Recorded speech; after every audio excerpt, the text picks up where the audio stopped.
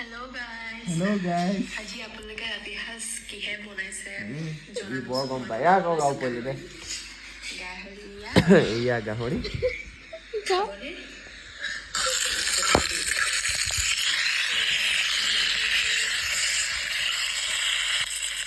একদম দুজি মছলা আছে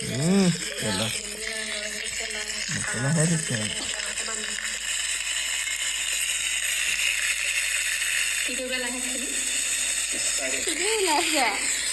চাই দেখে আম ছাগলী ছবি দিছে উলিয়াইছে কেলে এয়া মোৰ গাহৰিটো ফ্ৰাই হৈ গ'ল দেই খাবহে কথা আৰু এতিয়া লগত খাম খোৱাহে কথা কি খালে জনাব